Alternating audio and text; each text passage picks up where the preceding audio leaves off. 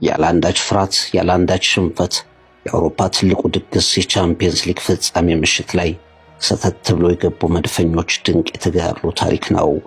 ጫናና መጠበቁን በእርጋታ ጥርጣሬና ትችቱን በውጤት ማንሰራራት መናቅና መሽሟጠጥን በእምነት የቀየሩ የሰሜን ለንደን መድፈኞች ታሪክ ነው።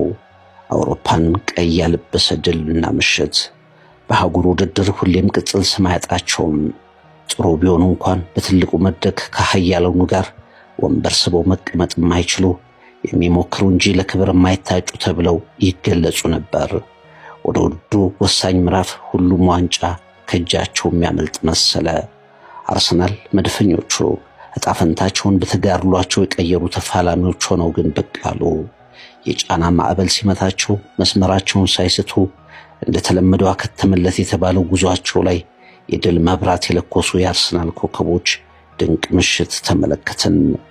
አንድም ጨዋታ ሳይሸነፉ የአውሮፓ ቻምፒየንስ ሊግ ፍጻሜ ላይ መገኘታቸውን አረጋገጡ። አርሰናል ኤምሬትስ ቀዩና ነጩ የቡድኑ መለያ በጥርጣሬ ሳይሆን በእምነት ተውለበለበ። ያ ውብ ግን የሚሰበር ጥሩ የሚጀምር ግን የማይጨርስ እየተባለ በየሲዝኑ የሚገለጠውን ክለብ ታሪክ ለመቀየር በ90 ደቂቃ የፍጻሜ ጨዋታ ርቀት ላይም ቆመ። አርሰናል በታሪኩ ከተመለከታቸው ቡድኖች ጀብደኛ እጅ የማይሰጥ ቡድን ሆኖ የሚካኤል አርቴታ ቡድን ታየ።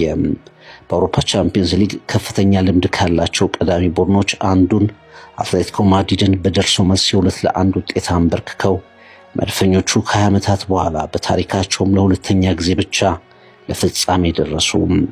ጥሩ ስራው ከብዙ ነቀፌታ ጋር ተደባልቆ በመድፈኞቹ ዋንጫ ለማንሳት የተችት ውርጅብኝ የሚሸከመው ሚካኤል አርቴታ ከአርሰን ቬንገር በኋላ አርሰናልን ለፍጻሜ መራ።